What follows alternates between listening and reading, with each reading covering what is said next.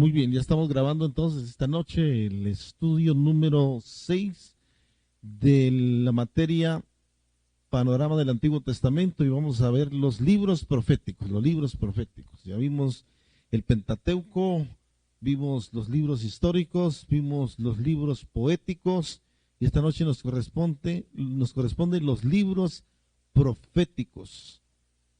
Los libros proféticos. Entonces vamos a decir que son 17 libros en total, ¿verdad? Son 5 de ellos son llamados los profetas mayores y 12 de ellos son llamados los profetas menores. Oiga, pues, son 17 libros en total. Entonces vamos a entrar a analizar rápidamente lo que significa o significaba en el Antiguo Testamento el oficio de un profeta, el ministerio de un profeta, escúcheme bien. Entonces, escriba ahí lo siguiente. ¿Sí? Un profeta en el Antiguo Testamento, un profeta en el Antiguo Testamento era aquel que hablaba en lugar de Dios. El profeta en el Antiguo Testamento era aquel que hablaba en lugar de Dios. El profeta también era alguien llamado por Dios. Alguien llamado por Dios. O sea, un profeta era alguien llamado por Dios y alguien que hablaba en lugar de Dios. Oye, bien, qué importante esto, ¿verdad?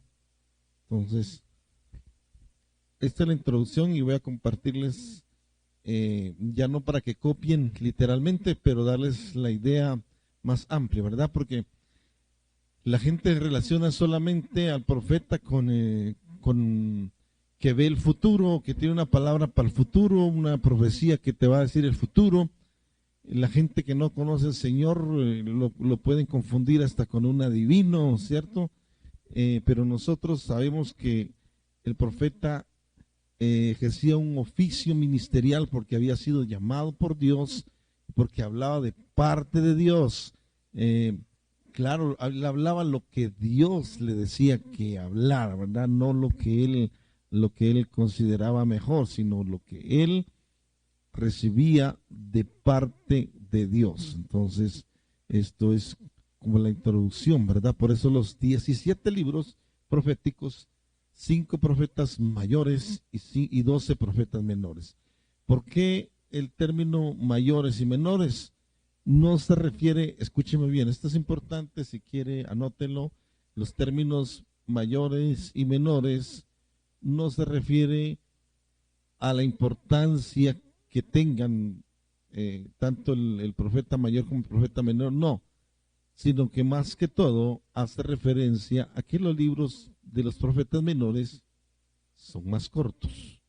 Los libros de los profetas menores son más cortos. Muy bien. Escribe lo siguiente, eso sí, escríbalo. Medios a través de los cuales recibían la profecía. Medios a través de los cuales recibían la profecía.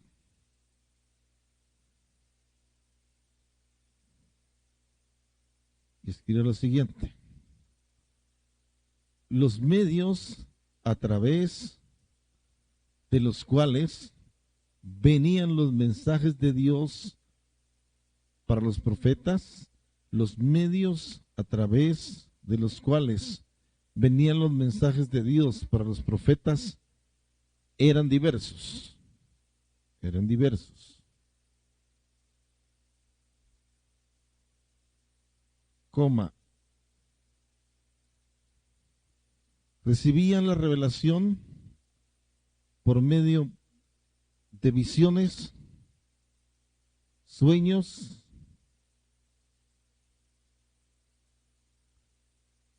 visión de sueños, la voz directa de Dios,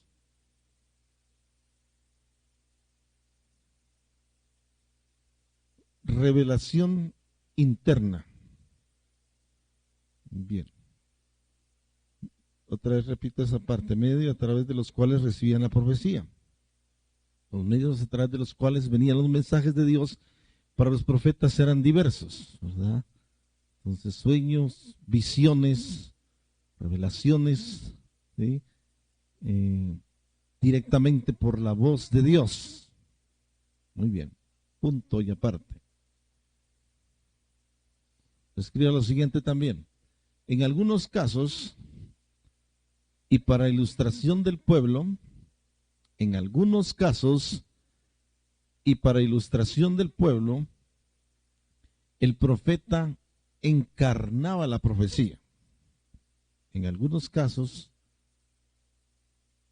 y para ilustración del pueblo, el profeta encarnaba la profecía. Punto y seguido. Un ejemplo claro lo hallamos en el profeta Oseas. Un ejemplo claro de esto lo hallamos en el profeta Oseas, quien por orden de Dios debió casarse con una mujer de mala reputación. Quien por orden de Dios debió casarse con una mujer de mala reputación que representaba a Israel y que simbolizaba la infidelidad que el pueblo mostraba para con Dios, que representaba a Israel y que simbolizaba la infidelidad que el pueblo mostraba para con Dios. Entonces esto es que muy rápido, ¿no? Yo lo repetí 2 veces.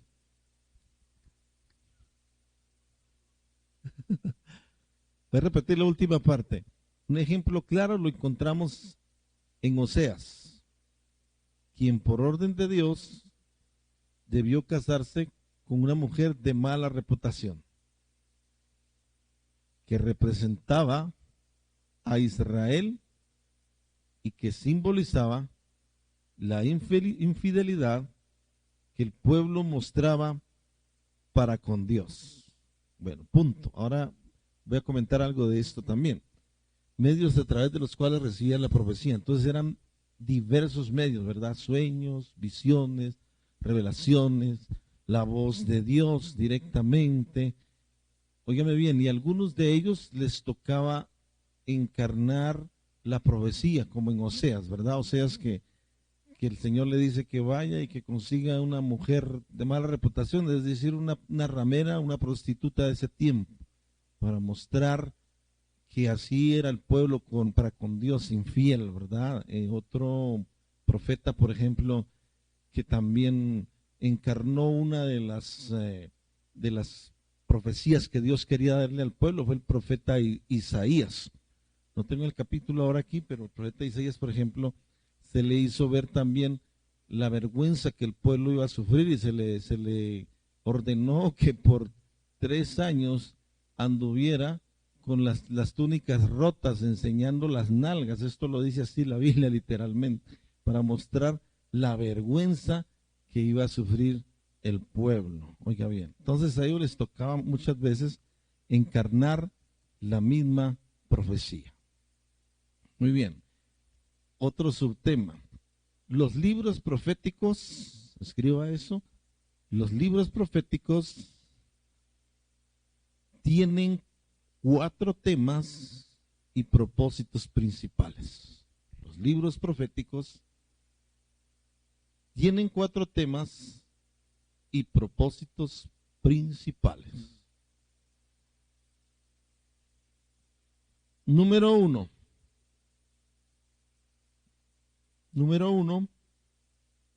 exponer las prácticas pecadoras de las personas.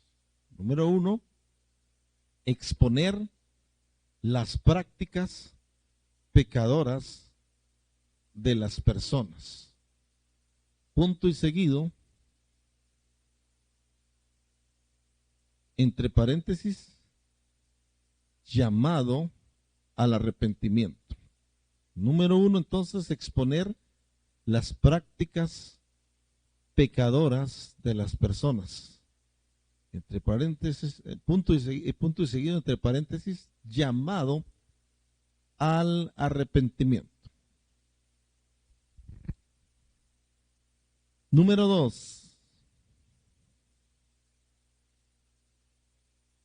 Número 2. Un llamado para volver a la ley de Dios.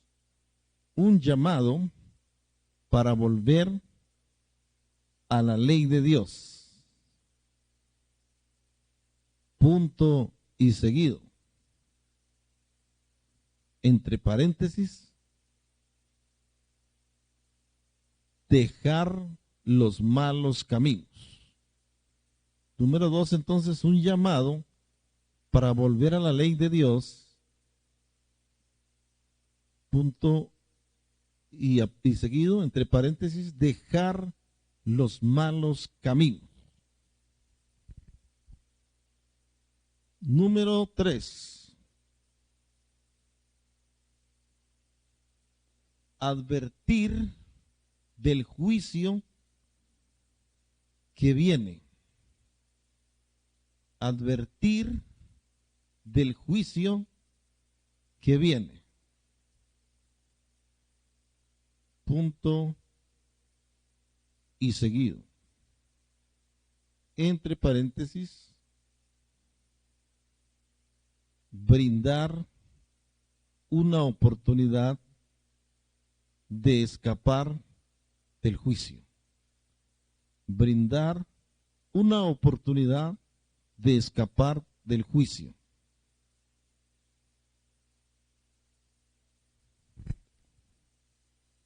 Y número 4, anticipar o profetizar la venida del Mesías.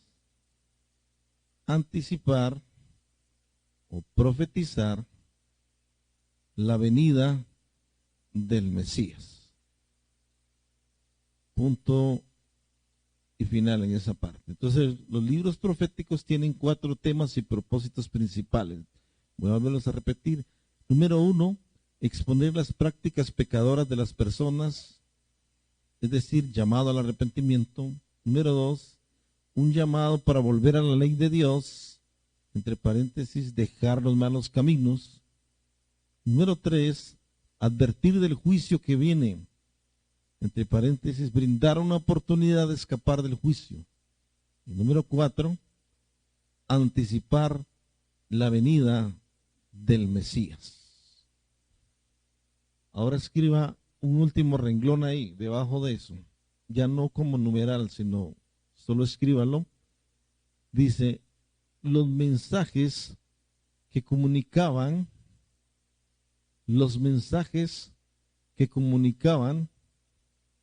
casi siempre eran rechazados. Los mensajes que comunicaban casi siempre eran rechazados, coma, y sus vidas se ponían en peligro.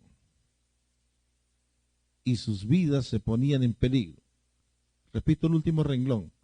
Los mensajes que comunicaban casi siempre eran rechazados y sus vidas se ponían en peligro. Bueno, ahora comparto un poquito de esto. Como lo escribimos ahí, o lo escribieron ustedes ya ahí, te dan cuenta que el oficio del profeta en el Antiguo Testamento entonces no era muy popular, ¿verdad? O sea, no era algo que alguien anhelaba realmente, porque como lo vamos a ver en el resumen de los libros de los profetas, la mayoría de veces el pueblo rechazó el mensaje. Los del pueblo preferían oír una profecía falsa que una profecía que venía de Dios, porque la profecía que venía de Dios exponía el pecado del pueblo, lo malo que estaban haciendo, y los llamaba al arrepentimiento para que retomaran la palabra de Dios y volvieran a los caminos. Les advertía del juicio que vendría si no optaban por un cambio. Es decir, Dios siempre les da una oportunidad de escapar del juicio.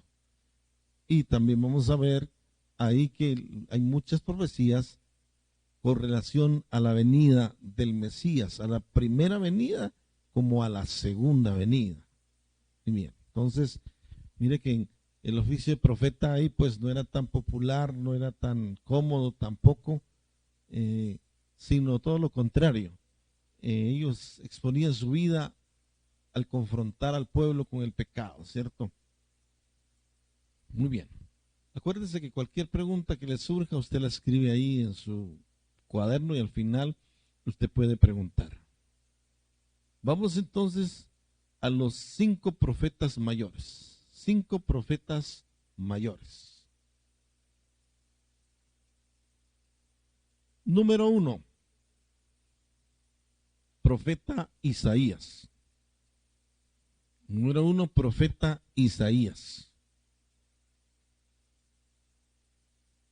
Escriba entre paréntesis, Dios es mi salvación.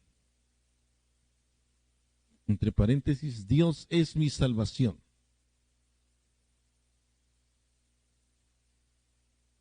Y escriba lo siguiente hasta que yo le diga el resumen.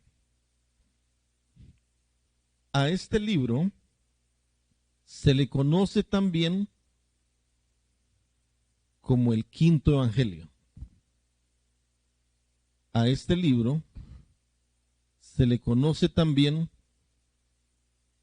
como el quinto evangelio. Punto y seguido. La palabra salvación aparece 26 veces en Isaías. La palabra salvación aparece 26 veces en Isaías y solo 7 en todos los demás profetas juntos. La palabra salvación aparece 26 veces en Isaías y solo 7 en todos los demás profetas juntos. Punto y seguido. Por ejemplo, Isaías capítulo 9, verso 6. Por ejemplo, Isaías capítulo 9, verso 6. Anuncia el nacimiento del Mesías.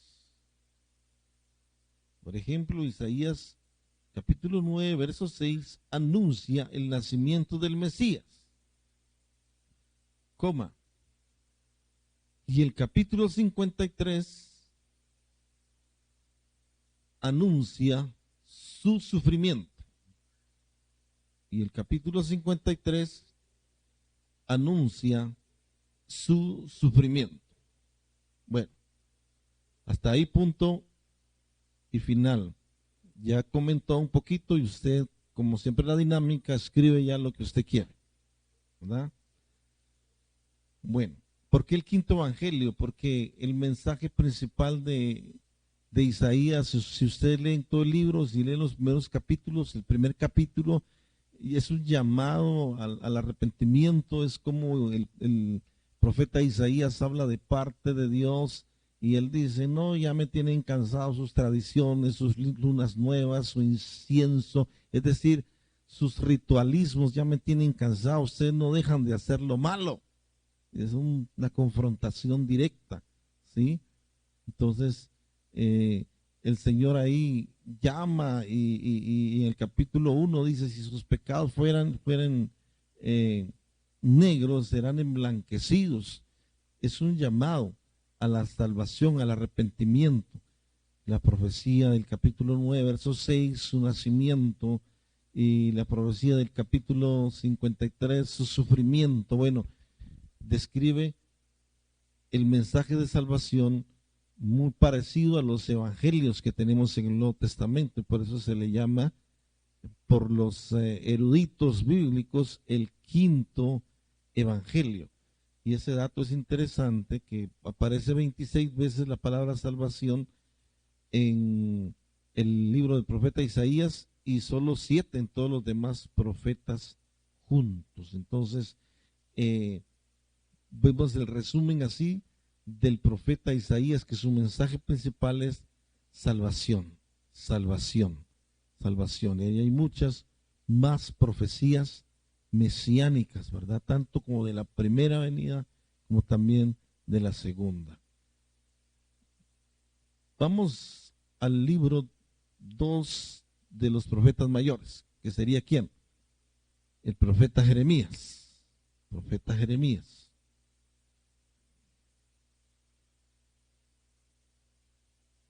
Escriba lo siguiente en el profeta Jeremías. El tema de este libro, es el juicio. El tema del libro del profeta Jeremías es el juicio. Oiga bien.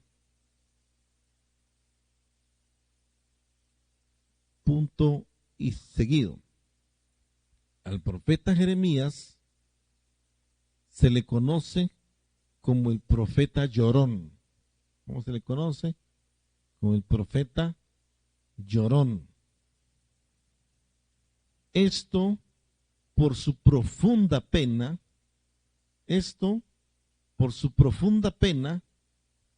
por la nación que no se arrepentía. Esto por la profunda pena, por la nación que no se arrepentía. Punto y seguido. Punto y seguido. Durante 40 años, sirvió como portador de Dios o como vocero de Dios. Durante 40 años sirvió como portador de Dios o vocero de Dios y animó apasionadamente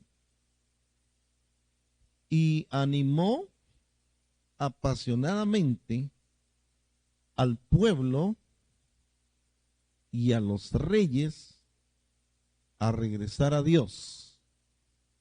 Y animó apasionadamente al pueblo y a los reyes a regresar a Dios, pero nadie le escuchó.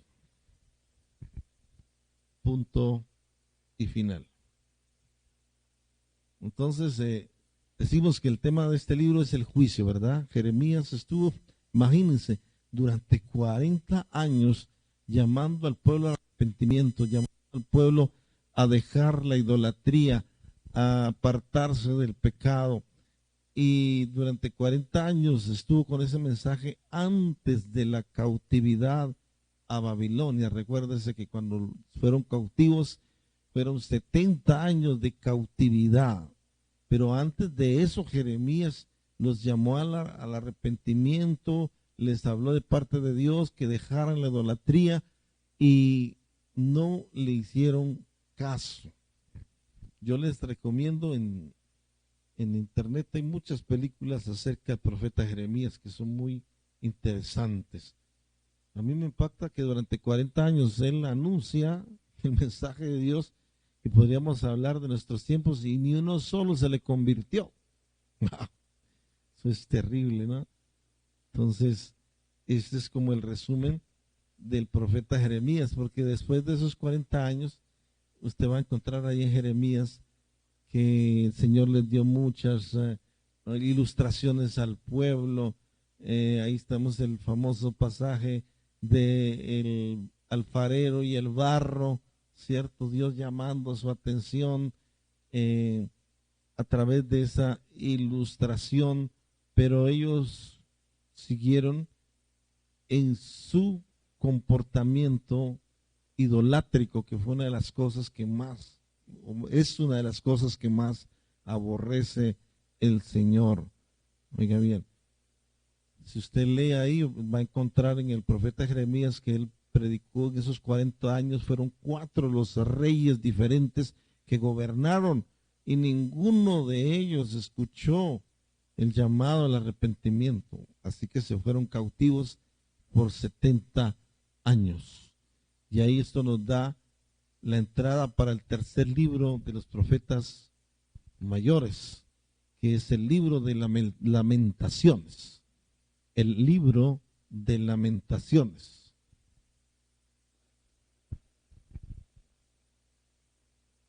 El libro de Lamentaciones.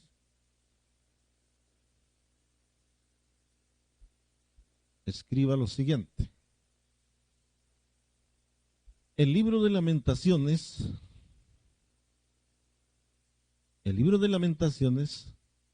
contiene 5 poemas. El libro de Lamentaciones contiene 5 poemas que describen el testimonio de Jeremías. Contiene 5 poemas que describen el testimonio de Jeremías sobre la destrucción de Jerusalén. Sobre la destrucción de Jerusalén por el ejército de Babilonia. Voy a repetir. El libro de Lamentaciones contiene 5 poemas que describen el testimonio de Jeremías sobre la destrucción de Jerusalén por el ejército de Babilonia. Punto y final de este dictado del libro de Jeremías, de Lamentaciones, perdón. Y comento algo. Bueno, el libro de Lamentaciones pues no es muy popular, a mucha gente no le gusta, porque realmente describe todo lo que el imperio babilónico vino a hacer sobre Jerusalén, sobre la nación de Israel. Pero acuérdese que por 40 años el Señor los llamó al arrepentimiento, ellos no quisieron escuchar y se cumplió todo lo que Jeremías profetizó, hablando que iba a venir Babilonia e iba a destruir la ciudad. Esto se cumplió a pesar de que al mismo tiempo que Jeremías predicaba esto, habían falsos profetas que decían, no, viene paz. Y ahí en Lamentaciones, en el profeta Jeremías, vemos que Dios no había anunciado paz, sino juicio. Y Lamentaciones entonces describe este suceso detalladamente de lo que fue la destrucción de Jerusalén, aunque en el capítulo 3, si usted quiere escribir, hay un pasaje de esperanza en el capítulo 3, cuando Jeremías dice, por las misericordias del Señor no hemos sido destruidos, porque nunca decayeron sus misericordias. Nuevas son cada mañana y grande es su fidelidad. Oiga bien, entonces el libro de Lamentaciones, en medio de toda la descripción de la destrucción, también tiene una palabra de esperanza. Dios no había terminado con Israel, a pesar del dolor y el sufrimiento y del juicio que ya había sido decretado y había iniciado. Iban a ser 70 años de cautividad. Muy bien. Vamos al cuarto libro de los profetas mayores, que es el profeta Ezequiel. Profeta Ezequiel.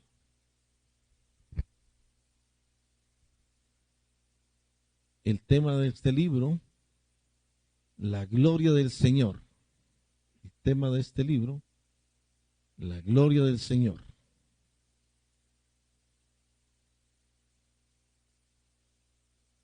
Escriba lo siguiente. El profeta Ezequiel comienza en los primeros capítulos el profeta Ezequiel comienza en los primeros capítulos hablando de que la gloria de Dios se manifiesta en el templo. Hablando de que la gloria de Dios se manifiesta en el templo. Coma. También que la gloria de Dios abandona el templo. Oiga bien.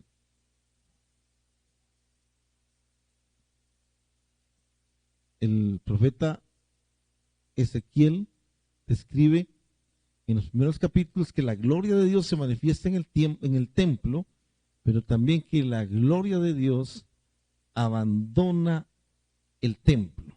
Punto y seguido. El mensaje de Ezequiel fue dirigido a los cautivos. El mensaje de Ezequiel fue dirigido a los cautivos de Jerusalén en Babilonia. Punto y seguido. Al tiempo que Jeremías está profetizando,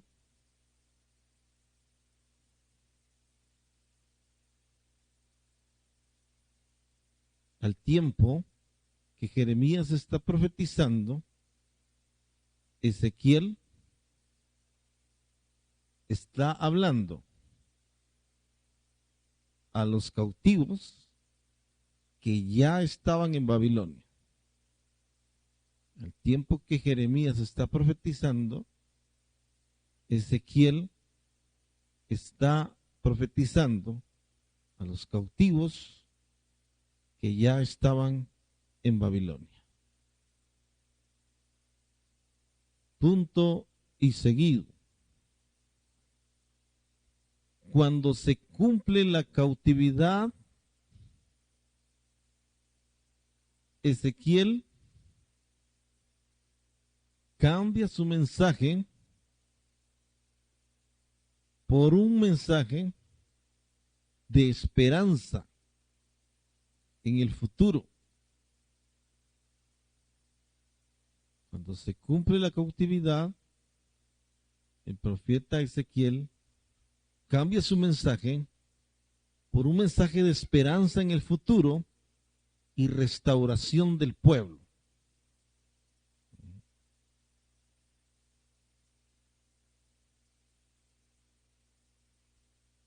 Capítulo 37 habla del valle de los huesos secos. Capítulo 37 habla del valle de los huesos secos. Punto y seguido. Todo lo que hace Dios,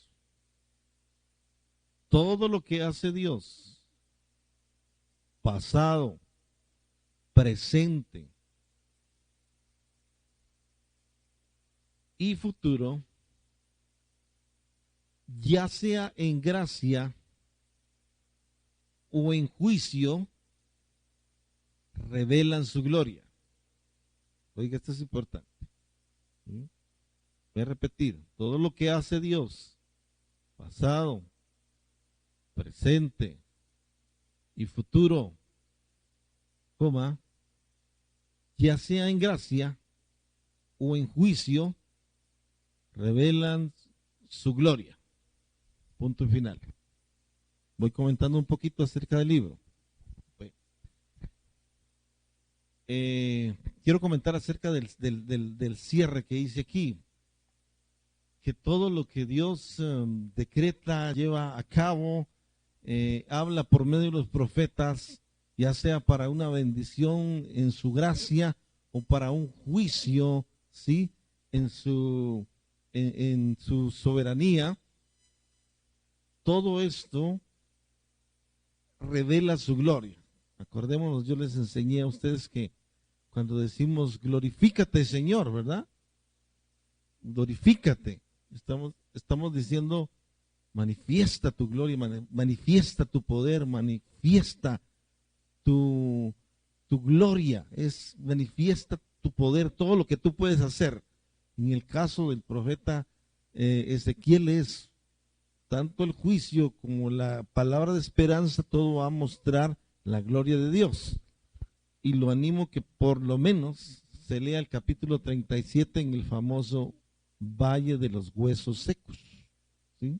Porque en el Valle de los Huesos Secos describe la condición espiritual del pueblo que está cautivo en Babilonia. Y en el capítulo 37 dice que Ezequiel vio en la visión un valle de huesos secos, pero dice que estaban, mejor dicho, recontrasecos, tostados esos huesos. Y había lleno el valle de esos huesos, ¿sí? Y el Señor le manda a hablar. ¿Qué ves tú, Ezequiel? Y Ezequiel le contesta y le dice el Señor, Ezequiel dice, el Señor dice, estos huesos vivirán, y el profeta contesta, solo tú, Señor, lo sabes. Pero está hablando, ese valle representa el pueblo que no tiene esperanza, que piensa que ya es su final, que ellos son un ejército muerto ya. Entonces cuando el Señor le dice a Ezequiel, profetiza sobre esos huesos secos, dile a esos huesos, háblale, que tengan vida, y empieza a hablar Ezequiel y dice que empiezan los huesos a juntarse unos con otros, y después sube sobre ellos dones, después sube carne, y después están de pie, y después es un ejército, y es la palabra de consuelo y esperanza que da Dios. Les dice, no, ustedes no están muertos, ustedes no están aniquilados, ustedes se van a levantar, ¿sí? Entonces uno de los mensajes de esperanza para el futuro y la restauración del pueblo, ¿verdad? Enseñanza práctica ahí para nosotros también es que nosotros siempre vamos a tener esperanza, ¿verdad? Aunque pasemos a veces por situaciones difíciles o que las mismas consecuencias de nuestros pecados nos hagan cosechar cosas que no quisiéramos cosechar, con todo y eso Dios siempre va a tener una palabra de esperanza, de restauración y de un futuro glorioso. Con eso terminamos Ezequiel, nos vamos al quinto profeta, Daniel. Les recuerdo que puede ir escribiendo ahí al lado de sus notas lo que usted, alguna pregunta que tenga. Profeta Daniel, entonces. Profeta Daniel. Tema: la soberanía de Dios. La soberanía de Dios.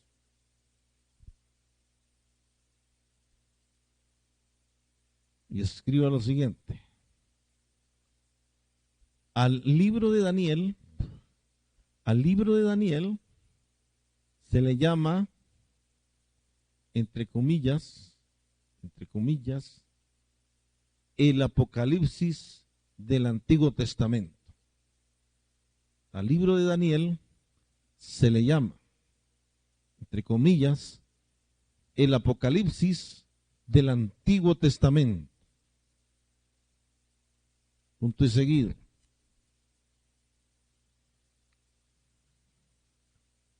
Daniel enfatiza repetidamente la soberanía y el poder de Dios sobre los asuntos humanos.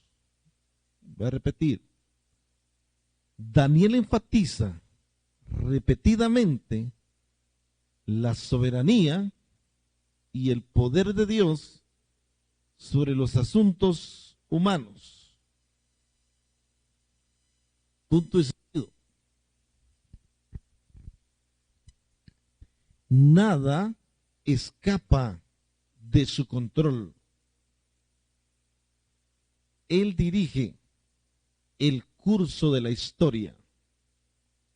Nada escapa de su control. Él dirige el curso de la historia. Punto y seguido. Revela el gobierno del anticristo.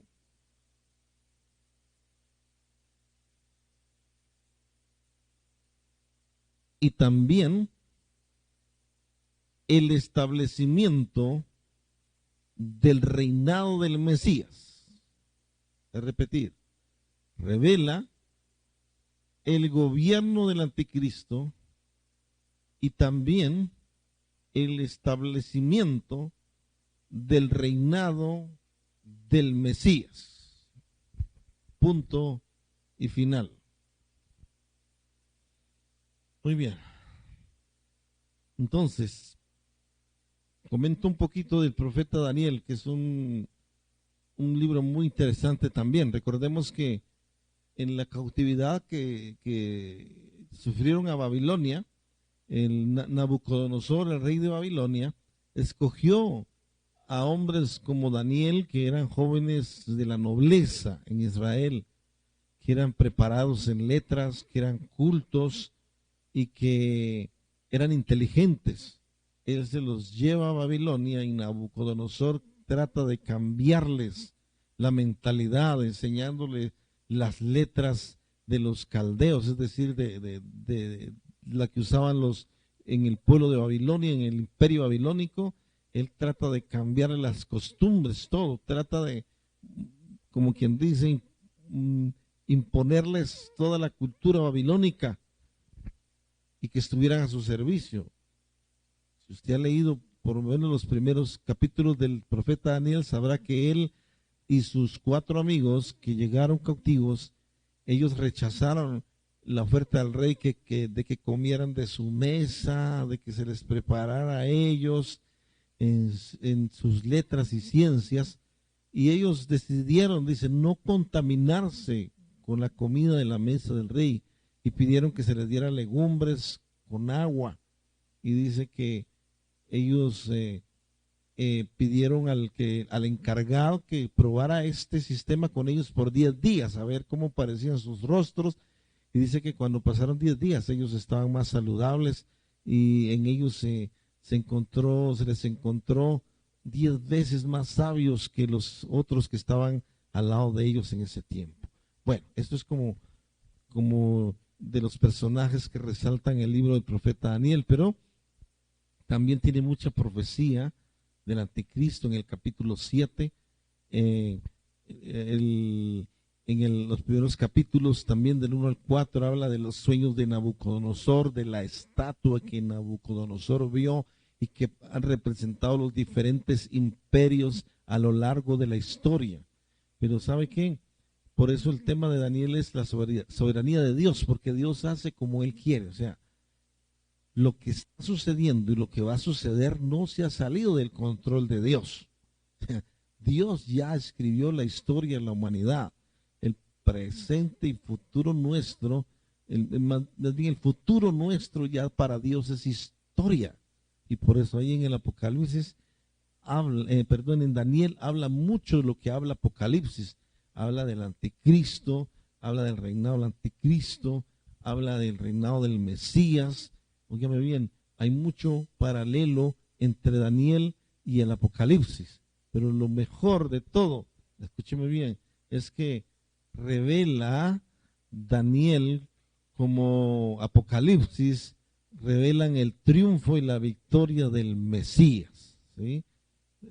Revelan el triunfo y la victoria del Mesías, es decir, nosotros podemos hacer toda la fuerza que queramos, pero Dios en su soberanía, que la soberanía de Dios es que Él hace como Él quiere y nadie tiene que decirle, Señor, mejor hazlo de esta manera, no, porque Él sabe lo que está haciendo y ya lo trazó de antemano en la eternidad, ¿verdad? Eso es, nosotros lo creemos por fe, porque así es. Dios ya trazó el curso de la humanidad, sabe tanto el principio como el fin, por eso en Apocalipsis capítulo 1 dice el Señor Jesús, yo soy principio y el fin, el primero y el último, el alfa y la omega. ¿Por qué? Porque Él hace como Él quiere. Es decir, a veces, por ejemplo, nosotros históricamente vemos personajes, gobiernos que uno quisiera y dice, no, pero ¿por qué sigue este gobierno? ¿Por qué sigue este hombre en el poder en esta nación, en este gobierno? Si yo fuera por mí ya lo hubiera quitado, ¿cierto? Pero Dios sabe hasta dónde lo permite, porque Él es soberano. Amén. Vamos a los 12 profetas menores. Esto de los profetas menores lo hice más resumido todavía. Casi solo algunas declaraciones claves voy a compartir con ustedes porque sería muy largo de meternos a analizar cada libro. Pero por ejemplo, vamos con el primer libro de los profetas menores, que es el libro de Oseas o el profeta Oseas. Oseas.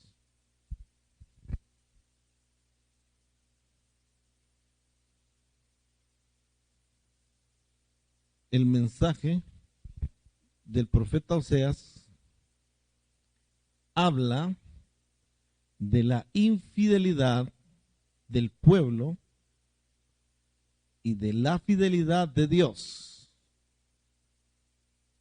El profeta Oseas habla de la infidelidad del pueblo y de la fidelidad de Dios. Punto. Un breve comentario. A él fue el que el Señor le dijo, ve y consíguete una mujer de mala reputación, cásate con ella.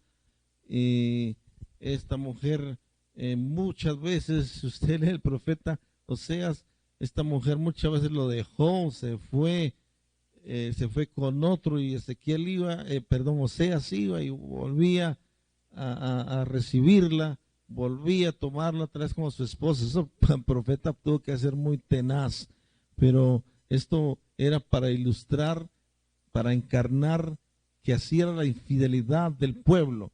Y cuando el profeta volvía y la recibía, hablaba de la fidelidad de Dios. Qué tremendo. Número 2, el libro del profeta Joel. Libro del profeta Joel.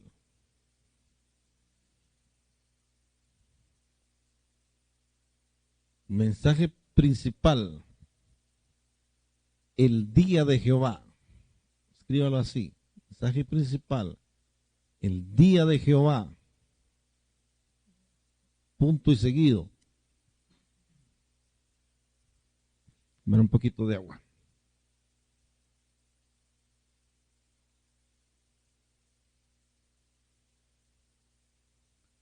Escribe lo siguiente. Como el pueblo no se arrepiente, coma, será juzgado, coma, tendrá su día, punto y seguido. No se puede ignorar u ofender a Dios para siempre. Voy a repetir todo el párrafo. El mensaje principal, el día de Jehová. Como el pueblo no se arrepiente, será juzgado, tendrá su día. No se puede ignorar u ofender a Dios para siempre. Muy bien. Punto y final. El día del Señor. Usted ha escuchado las expresiones humanamente hablando que dicen a veces, a ese le va a llegar su día. ¿Sí o no? ¿Ha escuchado usted? A ese le va a llegar su día. Entonces, eso es lo que habla el profeta Joel, repite muchas veces, el día de Jehová. Es decir, el pueblo, una de las características del pueblo de Israel era que ellos pecaban y pecaban contra Dios y pensaban que Dios no estaba mirando, pensaban que Dios, como la gente dice hoy en día, ¿cierto? La gente dice, es que Dios es amor, ¿sí? Sí, pero también es fuego consumidor. Y al igual que en los tiempos del profeta Joel, también ha determinado para este tiempo el Señor un día, el día del Señor, el día de Jehová, el día que Él ya no va a haber más gracia para el pecador en este mundo, sino vendrá el día en el que van a ser juzgados. Número 3, libro del profeta Amós. Amós.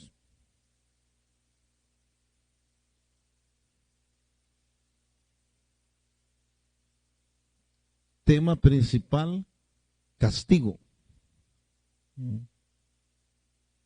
Tema principal, castigo.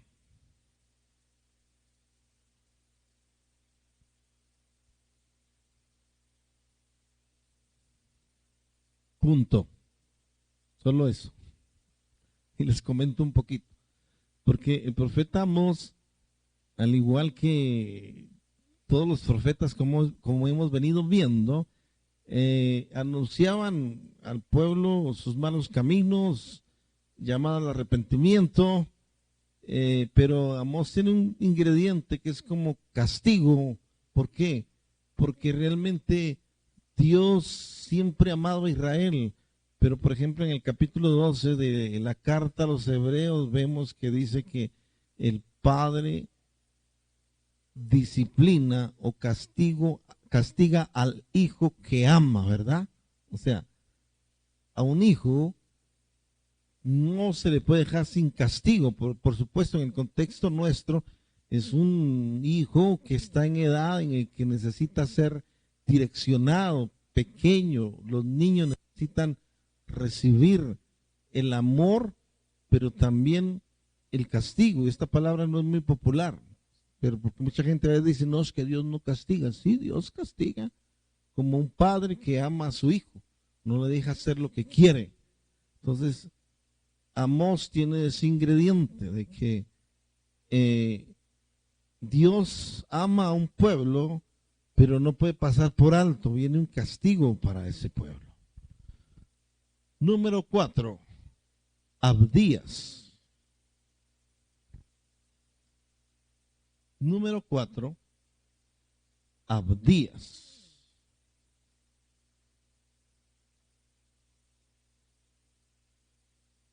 Tema principal, juicio justo. Tema principal, juicio justo. Escriba lo siguiente. Dios juzga a aquellos que hacen daño a sus hijos. Dios juzga a aquellos que hacen daño a sus hijos o ayudan a hacerlo. Oiga pues, Dios juzga a aquellos que hacen daño a sus hijos o ayudan a hacerlo. Punto. Les comento algo. En este libro se describe el hostigamiento de Edom. Los edomitas eran habitantes de las montañas, pero que también estaban oprimiendo a Israel. Escúcheme bien.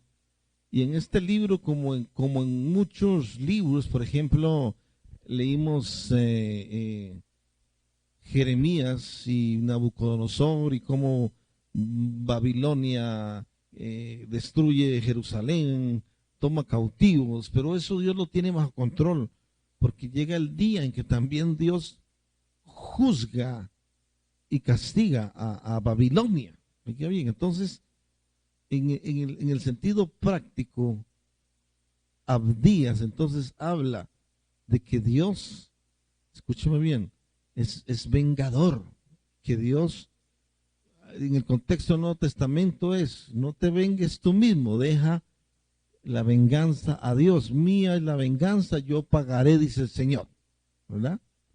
Entonces, un juicio justo sobre aquellos que hacen daño a sus hijos o ayudan a hacerlo. Por eso es que el Señor nos llama a nosotros a no pelear en la carne, porque Él es el que juzga con justicia. Número 5, profeta Jonás. Profeta Jonás.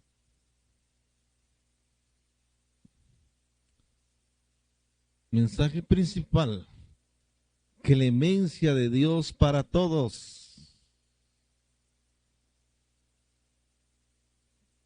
Clemencia de Dios para todos.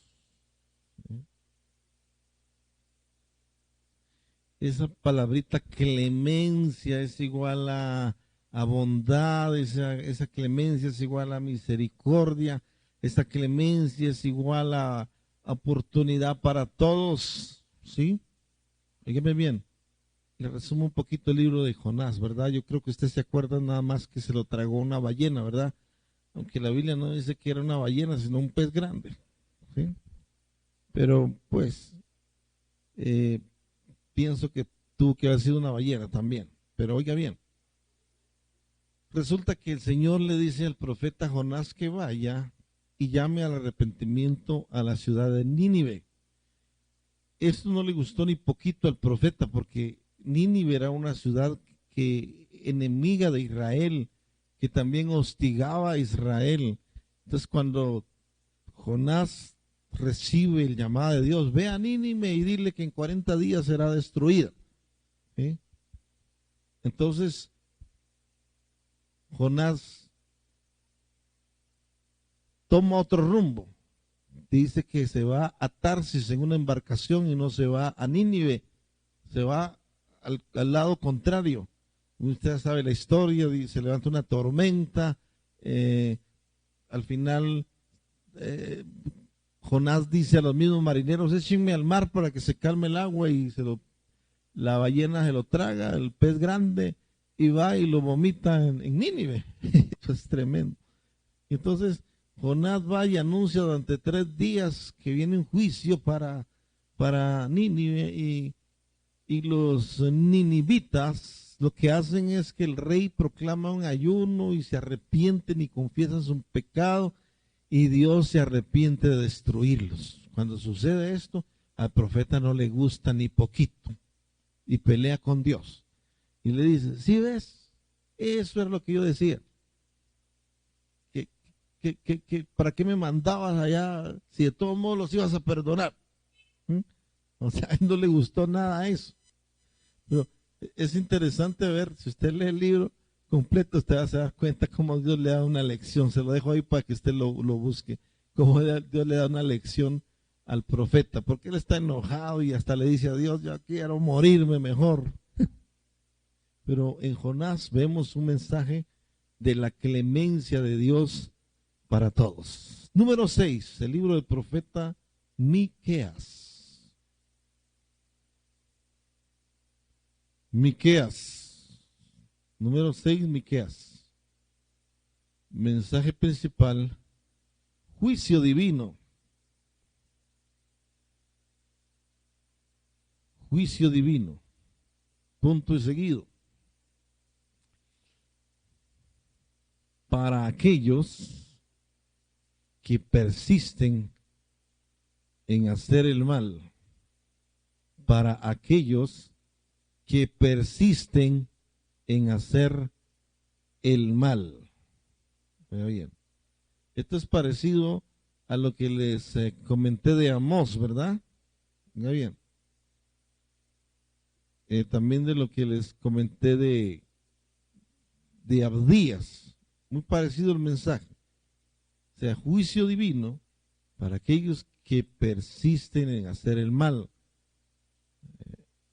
Recuerde que Gálatas capítulo 6, verso 7 dice que Dios no puede ser burlado. Todo lo que el hombre sembrara, eso también cosechará.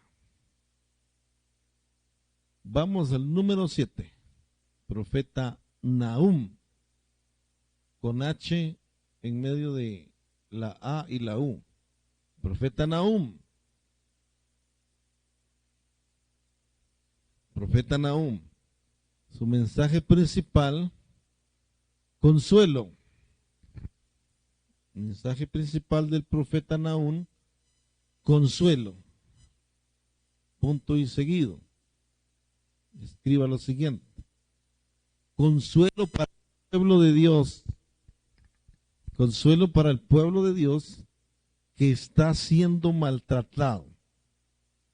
Consuelo para el pueblo de Dios que está siendo maltratado. Coma, juicio para Nínive. Juicio para Nínive. Punto. Usted me dirá ahora, pastor, pero no que en los tiempos de Jonás Nínive fue perdonado, pues.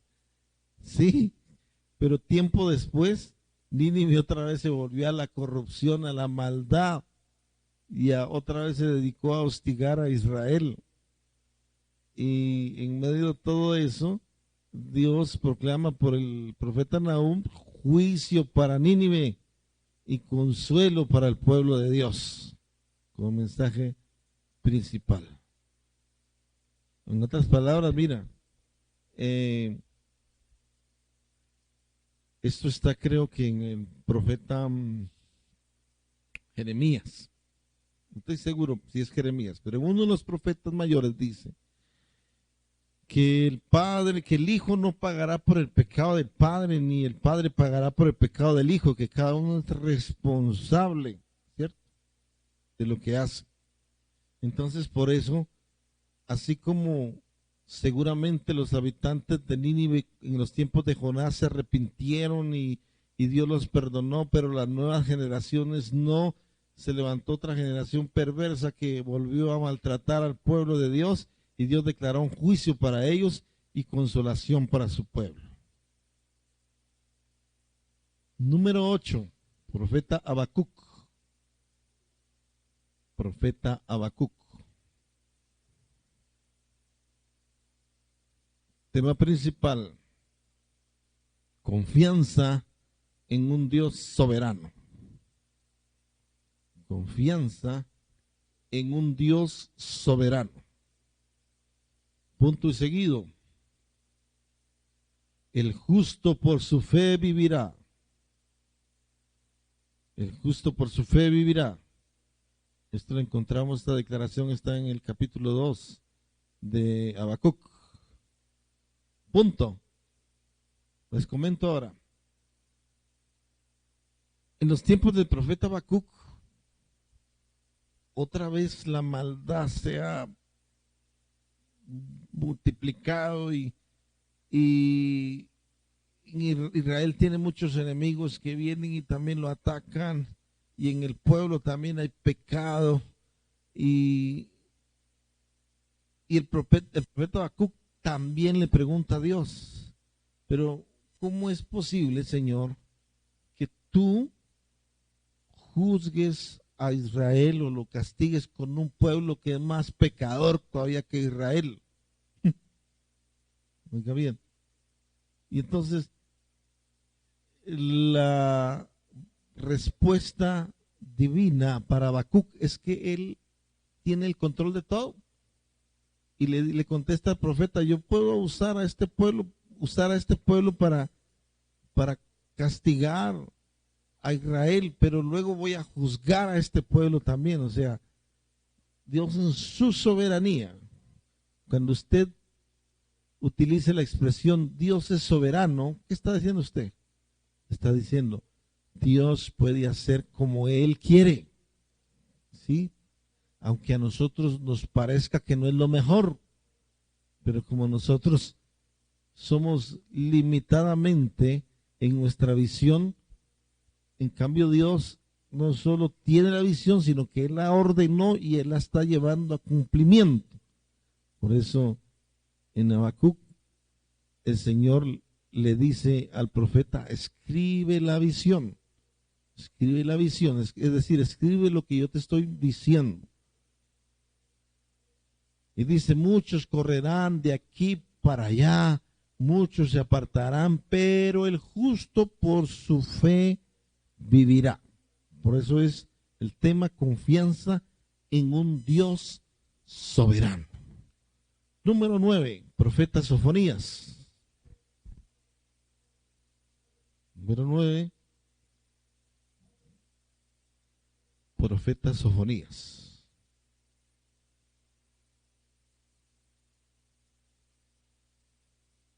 Tema principal, el día grande de Jehová.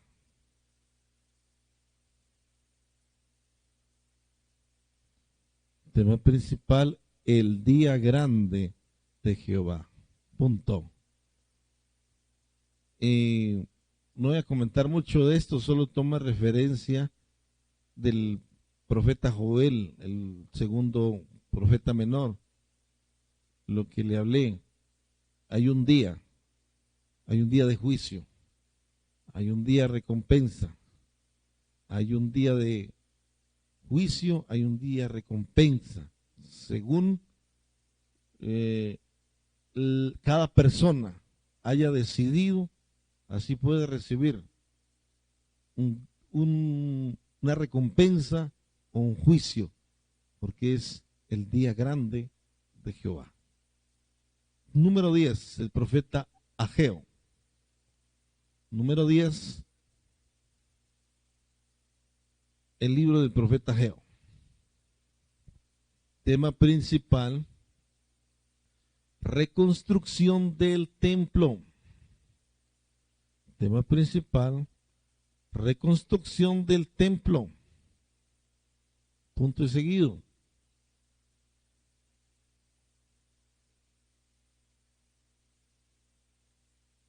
El pueblo había abandonado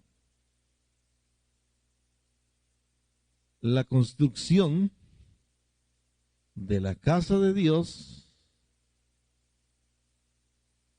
y solo buscaban construir sus propias casas. El pueblo había abandonado la casa de Dios y solo buscaban construir sus propias casas. Punto. Bueno, comento algo de aquí. El profeta Ageo, tema principal, reconstrucción del templo. Oiga bien, ¿por qué reconstrucción del templo? Porque esto va enganchado con Nehemías y con Esdras. Recordemos que cuando volvieron de la cautividad, ellos volvieron a reconstruir la ciudad y volvieron a reconstruir las murallas. Pero ¿sabe qué? Dios tuvo que levantar a Ageo por lo siguiente. Leas el libro y va a entender todo el contexto. Porque el pueblo empezó a construir la casa de Dios, el templo de Dios, pero después abandonaron la construcción. ¿Y sabe lo que ellos decían? No hay fondos para invertir en el templo. No hay fondos para materiales de construcción. No, sería bonito tener el templo ya listo, pero no hay. Pero ¿sabe qué hacían ellos? Dice que construían sus casas con lo mejor. En el profeta Ageo dice sus casas artesonadas, es decir, con cosas finas. Y ellos decían, su excusa era, para Dios no hay, o sea, no hay para la construcción del templo. Qué tremendo. Y el Señor ahí en el profeta Ageo dice, no, ustedes echan su jornal en saco roto. ¿Por qué? Porque ustedes no han tomado diligencia en construir la casa de Dios. Una aplicación práctica para nosotros hoy día es igual. O sea, cuando tú tienes tu amor en el Señor, tu deleite en el Señor, tú vas a ser un hombre, una mujer fiel para dar en la obra de Dios, con tus diezmos, con tus ofrendas, con tus primicias. Dime bien. ¿Por qué?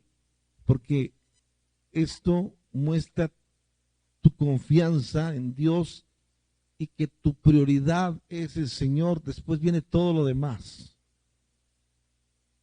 Allí está un final del profeta Ageo en el capítulo 2, versículo 8, que el profeta Ageo, hablando de parte de Dios, dice: mía es la plata, mía es el oro, dice el Señor. Y muchos toman este versículo solamente por el lado amable que les conviene. Ahí dice: Señor, gracias porque me vas a dar, por ejemplo, para conseguirme esto y aquello, porque tuya es la plata, tuya es el oro. Sí, pero en el contexto está diciendo: primero pon tu delicia en el Señor, primero siembra en el Señor, primero da para la obra de Dios, primero da para la casa de Dios, y después de eso, lo demás viene. Y entonces dice ahí también: dentro de poco haré temblar las naciones. Y dice: y vendrá el deseado de las naciones. Y muchos interpretan eso: el deseado de las naciones, Jesús. No. Para el contexto del mundo, no. Para nosotros los hijos de Dios podemos decir: sí, deseamos la venida del Señor. La versión, por ejemplo, de la Biblia, Dios habla hoy, dice: haré temblar las naciones y vendrá el deseado de las naciones, dice la Reina Valera. Y en la Dios habla hoy, dice: y vendrán las riquezas. Qué tremendo. Entonces, vendrán las riquezas. Y dice: y llenaré de gloria esta casa. ¿Por qué? Porque cuando el pueblo aprende a dar y a poner a Dios en primer lugar en su vida, pues todas las demás cosas se van a desatar en lo que se necesita. Bueno, ya me detuve aquí, pero es un libro muy interesante. Léalo todo. Número 11, profeta Zacarías. Ya voy a terminar en unos 5 minutos más. ¿Cómo se va el tiempo, no? Zacarías. Él dice que se apellidaba Zacarías Arenas del Río. No, Zacarías. Mensaje principal: liberación de Dios.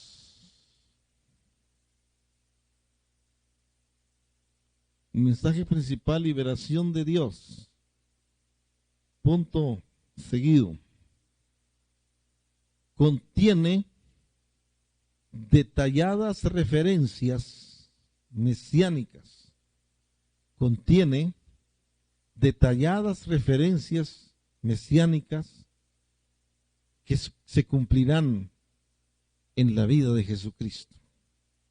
Contiene detalladas referencias mesiánicas que se cumplirán en la vida de Jesucristo, es decir, mostradas ya en el Nuevo Testamento. Oiga bien. Liberación de Dios. Por ejemplo, en el capítulo 14, bueno, ya punto ahí, comento. Por ejemplo, en el capítulo 14 de Zacarías nos habla de la profecía cuando todas las naciones se van a juntar contra Israel para destruirla, ¿cierto? Habla de que todas las naciones vendrán en contra de Jerusalén.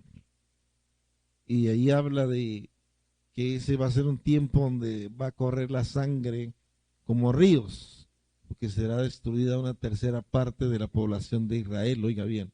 Y enseguida dice que el Señor hace su aparición poniendo sus pies sobre el monte de Sión, que se parte en dos, para defender al pueblo de Israel, para liberar al pueblo de Israel, que es el pueblo amado de Dios. Zacarías contiene mucha profecía también que tiene su contexto en el libro de Apocalipsis.